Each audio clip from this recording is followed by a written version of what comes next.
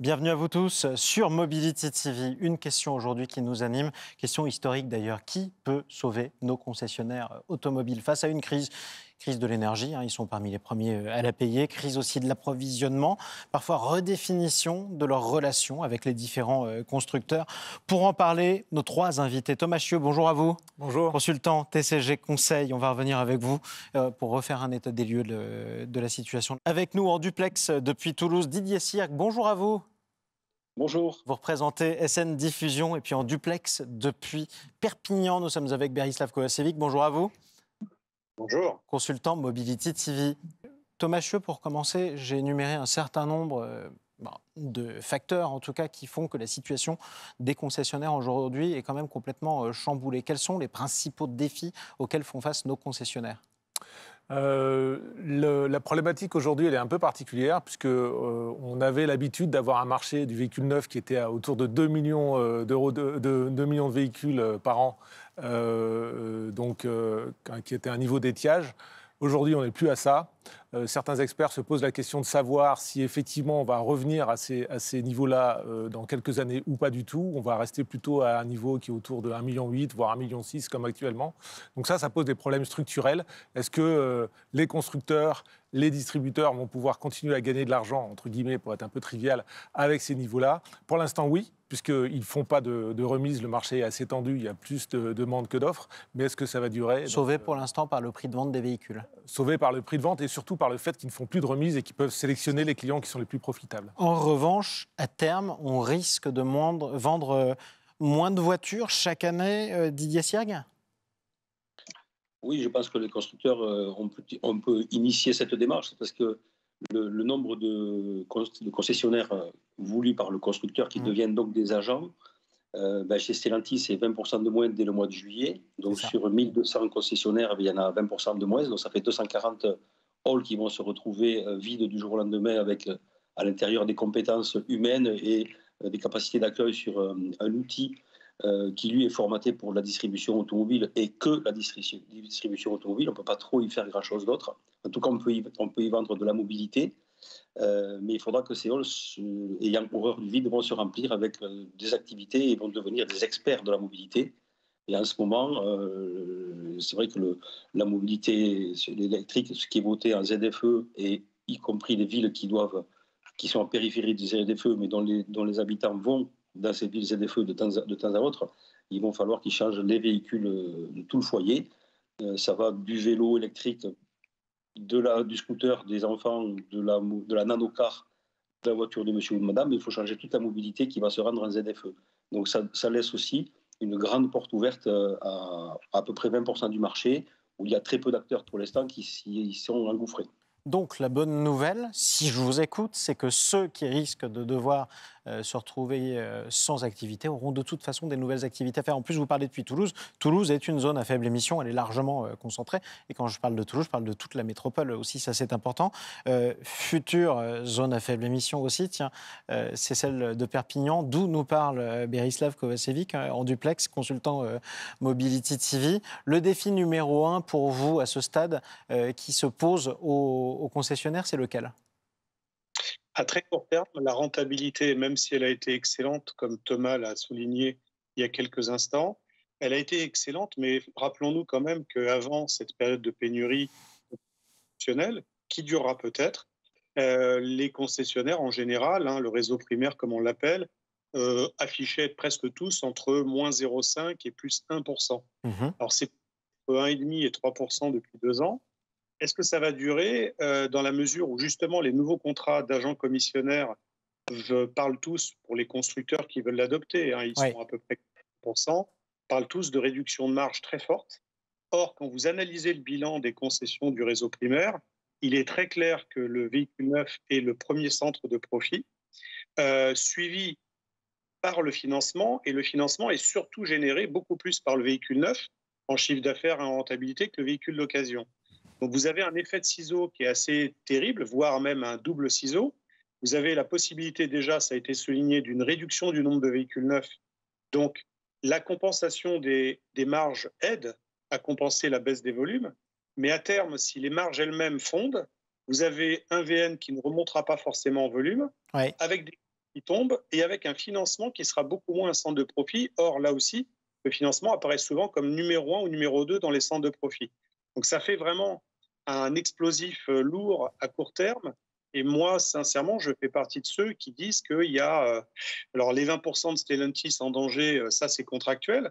Mais au-delà de dans toutes les marques, avec cette réduction de volume et ces réductions potentielles de marge sur le VN et le financement, vous avez 50% des concessions qui peuvent être en danger sur les 3 prochaines années. Un concessionnaire sur deux en danger, c'est à peu près la crainte que vous avez aussi, Thomas Chior? Alors, en nombre de sites, c'est possible. Oui. Quelque chose qu'on voit depuis quelques années quand même en France, notamment, c'est un phénomène de concentration. Vous avez en France, parmi le top 50 des groupes européens, alors ils sont plutôt dans la deuxième partie du tableau, mais une dizaine de groupes qui font partie de ce top 50. Et phénomène assez marquant, c'était l'Angleterre qui était leader dans le phénomène de concentration il y a quelques années. Aujourd'hui, la France est passée devant l'Angleterre et le top 50 des investisseurs en France dépasse très largement maintenant les 50% de véhicules vendus. Donc ces gros investisseurs, même s'ils sont effectivement, ils peuvent être confrontés à des problèmes de rentabilité à terme, comme vient de décrire Berislav, sont peut-être plus protégés que les petits qui resteront pour couvrir un marché, etc., localement. Et qui feront quoi, du coup? Alors, comme on dit toujours, nous, dans nos études, dans les périodes de grands changements qui sont celles qu'on vit aujourd'hui, ce n'est pas forcément les plus gros, c'est la loi de la survie, hein, ce n'est pas forcément les plus gros ou les plus puissants qui survivent, c'est souvent aussi ceux qui sont capables de s'adapter rapidement. Et les petits, certes, ils n'ont pas la taille nécessaire forcément pour faire face à tout ça, mais c'est en fonction de leurs dirigeants, ils peuvent être aussi extrêmement réactifs et exploiter ce dont on a parlé aussi tout à l'heure, toutes ces zones qui sont encore très peu analysées, très peu couvertes, de nouvelles mobilités, de mobilité électrique, de pourquoi pas adapter la demande se centrer sur des bornes de recharge, sur la prévente, sur des choses comme ça. Donc il reste des opportunités, il faut bien être à l'écoute et savoir les saisir. Autre opportunité dont on pourrait parler aussi avec Didier Sirc pour SN Diffusion, il y a aussi l'arrivée de nouveaux constructeurs dans le marché français. Un certain nombre de marques nouvelles arrivent petit à petit. On pourrait parler de Leapmotor, on pourrait parler de CRS ou d'autres. Est-ce que ces marques-là peuvent être une bouffée d'oxygène pour les concessionnaires? Alors oui, puisque cette mobilité, le client nous fait confiance et nous rend visite pour sa mobilité, quelle qu'elle soit. Alors maintenant, on devient aussi dans la mobilité deux roues. Ça, c'est nouveau et on n'y avait pas accès avant. Maintenant, on peut avoir des scooters. On a des scooters de marque Silence qui sont faits en Espagne. On y vend des bornes de recharge. On y vend donc Leapmotor. On est les seuls en Europe à importer cette marque et on est exclusif. Donc c'est un modèle qui concurrence la voiture urbaine 4 portes qui démarre à 20 000 euros volet réduit. On a la CRS3, on a l'utilitaire des FSK, donc on couvre du vélo en passant par le scooter, la nanocar Silence, qui est une voiture hyper urbaine qui existe sans permis ou avec permis. Et donc on a une large gamme qui va du vélo jusqu'à l'utilitaire. Et autant on peut parler d'une gamme qui n'existait pas il y a quelques années. Donc est-ce qu'elle suffit aujourd'hui à rendre un concessionnaire non seulement autosuffisant, mais profitable à moyen terme? Alors oui, parce qu'il a ce spectre-là, il devient distributeur, non plus concessionnaire, il est distributeur, il fait ce qu'il veut, il fait les financements qu'il veut, il fait les reprises qu'il veut, elles sont à lui.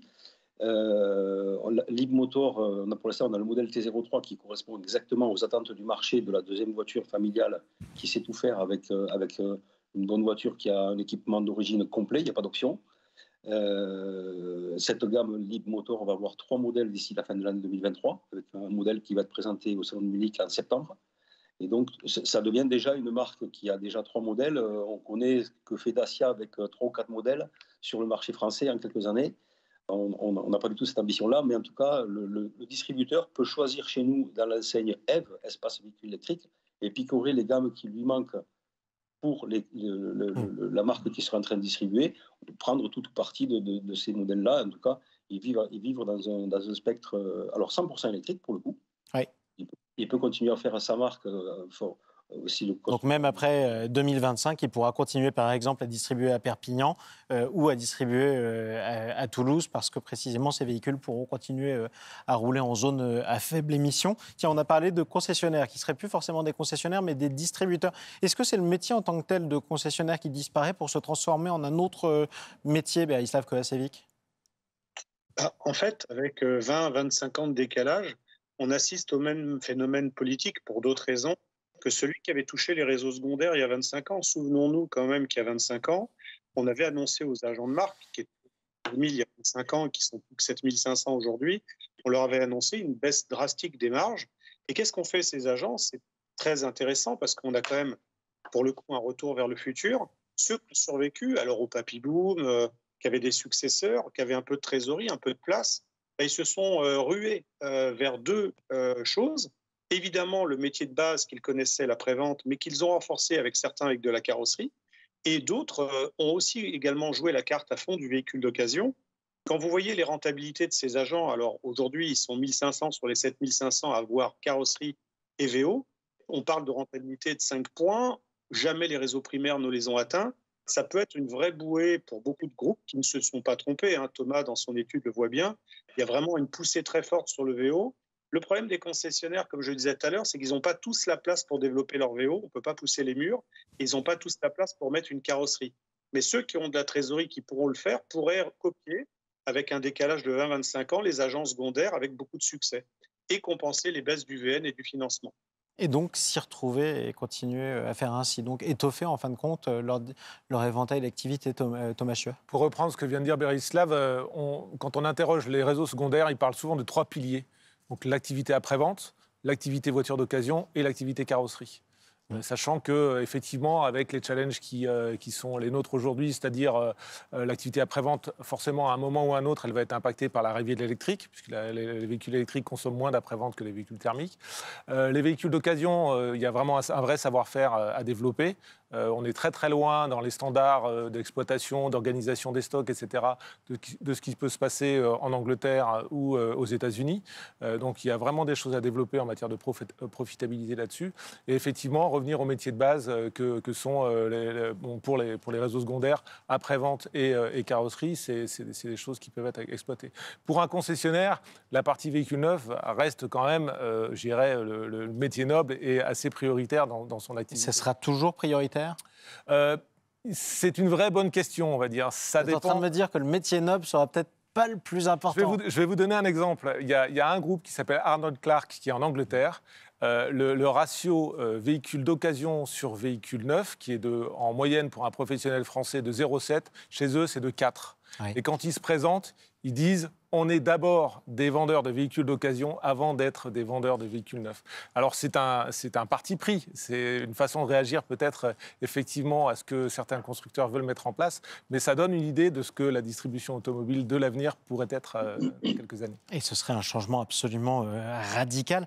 Didier Sierre, qu'est-ce qu'on ne fera plus dans une concession demain ? Alors moi je ne sais pas, je ne suis pas concessionnaire, donc par contre je suis un professionnel du VO depuis 33 ans, et du VO qui vient d'Europe, de partout. Le VO, il existe déjà, il roule déjà, il est quelque part, il appartient à quelqu'un. Bien souvent, des sociétés de leasing et des gros faiseurs qui sont des filiales de banques, ou bien au constructeur qui, lui, en buyback, récupère les voitures qu'il a mis en courte durée, et maintenant qui va tout se transformer en agent, plus ou moins, puisque Stellantis, VAG et les Allemands, BMW, Mercedes, y compris certaines autres marques comme Jaguar, Land Rover, passent en mode agent. C'est donc le constructeur qui facture la voiture au client et qui est maître de sa reprise. Alors, dans un premier temps, ils vont laisser le choix au constructeur, au distributeur, agent, de pouvoir faire sa reprise. Mais en fait, le grand maître du jeu, c'est le constructeur qui aura toutes les reprises à sa main, tôt ou tard, quand il sera prêt, quand il aura envie et quand il aura défini que son modèle, c'est d'aller jusqu'au bout de la vie de la voiture et de la vendre plusieurs fois, en L1 ou en LLD, la récupérer, la revendre pendant toute sa vie. Ils ne veulent plus vendre la voiture qu'une fois. Ça, c'est clairement ce qu'ils ont décidé. On le voit à travers leur stratégie. Et donc, le VO, tout le monde voudra du VO, mais il n'y en aura pas pour tout le monde. Non, il n'y en aura pas pour tout le monde. Berislav Kovačević ? Oui, je partage. Encore une fois, par rapport à la rentabilité, il faut juste mettre un chiffre sur la table. vous avez des petites structures. Quand je dis petites structures, ça n'a rien de péjoratif, mais des structures à taille humaine, pas celles qu'on a demandées aux concessionnaires depuis 15 ans. Il faut le rappeler, leur souci, pourquoi ils sortent 1 point, 2 points, 3 points de rentabilité, c'est qu'ils ont des frais de structure qui généralement oscillent pour les meilleurs, et c'est très rare à 3 points, beaucoup sont entre 4 et 6% du chiffre d'affaires. Donc si vous avez une baisse des marges qu'on a évoquée, c'est très dur d'aller chercher de la rentabilité avec une telle charge à porter. Vous partez à 100 mètres avec 3 sacs de ciment sur le dos. Quand vous êtes petite structure, déjà tournée vers le VO et la carrosserie, que vous avez des frais de structure à 3 points, évidemment, vous sortez des rentabilités supérieures. C'est tout le pari des concessionnaires qui ont investi depuis 10-15 ans dans des cathédrales, pardonnez-moi le terme, qui étaient liés aux standards des constructeurs, à qui on demande de réduire la voilure parce que les gammes vont se réduire aussi, choix des canaux de vente que vous avez évoqué tout à l'heure. Donc c'est vrai que ça fait beaucoup de paramètres en même temps et on n'a même pas évoqué quelque chose qui nous tombe dessus aujourd'hui dans les réseaux, des hausses de 300, 400, 500% de la facture d'électricité, d'énergie. Et là, c'est également quelque chose d'inquiétant pour les années à venir. Parce que ça pourrait durer, Thomas Chieu ? Vis-à-vis de la facture d'électricité, honnêtement, je ne sais pas. Ce qui est quand même important, effectivement, c'est cette réduction, je dirais, de la voilure. Et on le voit quand même, même au niveau des constructeurs. Quand un constructeur comme Stellantis dit, voilà, j'ai X marques, enfin une dizaine de marques, je vais en regrouper certaines, avoir des politiques qui vont me permettre de sélectionner certaines marques ou de les présenter différemment. L'objectif, c'est quand même de réduire les surfaces qui sont nécessaires pour exposer tous ces véhicules et à terme de réduire les coûts. Ouais. Donc ça, mais ça part d'un bon sentiment. Mais quand un concessionnaire a 800 mètres carrés d'exposition et qu'on lui dit, bon, maintenant tu en auras besoin que de la moitié, qu'est-ce que je fais des 400 autres ? Donc je mets du VO, je mets des marques chinoises, etc. Donc, je meuble, en quelque sorte. Et puis je trouve de nouvelles activités, c'est important de s'organiser. Ils sont un certain nombre de ces concessionnaires, d'ailleurs, à nous suivre sur Mobility TV et à se poser des questions, clairement, sur leur avenir. On ne va pas se mentir. Si vous aviez un conseil à leur donner en priorité ou un premier mot, ce serait quoi, Thomas Chieu ? Je dirais déjà, c'est bon, il y a un gros problème de recrutement, etc. Mais je pense que les constructeurs qui aujourd'hui développent un certain nombre de stratégies, notamment dirigées vers des agences, ils surestiment peut-être un peu la difficulté ou l'avantage, je ne sais pas comment dire ça, d'avoir un distributeur sur le terrain ou d'être distributeur soi-même. C'est-à-dire que lorsque vous avez un client qui est en face de vous, effectivement, vous avez, en tant que constructeur, maintenant, la possibilité d'avoir d'accès à un certain nombre de données directement, etc. Mais vous ne savez pas forcément quel est le foyer, si la fille du client en question vient d'avoir son permis, combien de voitures d'occasion il a, etc. Toutes ces choses qu'on appelle les soft skills en anglais, que le distributeur connaît parce que ça fait 20 ans qu'il sponsorise le club de foot local, etc. Tout ça, c'est des choses qui font partie du précaré et du savoir-faire du concessionnaire ou du distributeur, peu importe. Et c'est ça qu'il faut défendre, c'est ça qu'il faut continuer à développer et c'est ça qui va donner de la force, que ce soit pour le VO, pour le VN ou l'après-vente, à terme sur le terrain. La connaissance du terrain, tout simplement. Un conseil à ces concessionnaires, parfois, souvent même anxieux, Didier Sierck, pardonnez-moi. De toute façon, aujourd'hui, il faut évidemment se remettre en question. Le marché, le seul marché qui est en progression en véhicule, c'est le véhicule électrique et un petit peu hybride, qui est aussi en bonne santé. Aujourd'hui, du pétrole, il n'y en aura plus un jour. Donc, il faut bien passer à autre chose. On est pour ou on est contre, en tout cas, il n'y aura plus de pétrole. Donc, aujourd'hui, soyons les premiers à être sur un marché qui pèse 20%. On n'est pas nombreux à y être présents. Le reste est très encombré par beaucoup d'acteurs et peu de voitures, que ce soit neuf ou en occasion récent. Nous, on a un démarrage assez fulgurant de la marque Leapmotor, puisqu'on a 40 points de vente ouverts en 3 mois seulement. Donc, on va arriver à 70 points de vente ouverts cet été et une bonne centaine à la fin de l'année. On a du matériel disponible immédiatement, en grande quantité. On n'a pas de problème d'approvisionnement. On a calibré nos mises à fabrication. Donc aujourd'hui, les autres marchés, il y a déjà du monde. Il y a du monde, effectivement. En tout cas, ces surfaces parfois inoccupées, vous êtes prêts aussi à les occuper. Et ça, c'est important de le dire. Berislav ? Je crois que tous ces grands patrons détestent un terme que nous avons entendu en matière de conseil, à savoir celui d'investisseur. Ce sont très souvent des passionnés d'automobile. Ils vont avoir, ils ont déjà commencé à le faire il y a 15 ans, de plus en plus à se lancer dans une indépendance forte en matière d'entrepreneuriat et de ramener deux métiers nobles devant la scène, le VO et le FF, qui ne dépendent que de leur force sur leur zone de chalandise. VQ9 sera évidemment à ne pas oublier, mais je crois qu'il va y avoir une répartition des secteurs d'activité, des chiffres d'affaires et des rentabilités. Je pense que ce n'est pas plus mal. Les vrais commerçants sur leur zone de chalandise n'en sortiront que plus fort. On le voit encore une fois avec l'expérience des agents depuis 20 ans. Et tenez bon, en tout cas, chers amis concessionnaires qui nous suivaient sur Mobility TV. Merci à vous trois d'être intervenus sur ce plateau. En tout cas, Thomas Chieux pour TCG Conseil. Merci à vous, Didier Cirque. Vous étiez en duplex depuis Toulouse pour SN Diffusion. Et bien, Islav Kovacevic en duplex de Perpignan, consultant Mobility TV. Merci à vous tous de nous avoir suivis.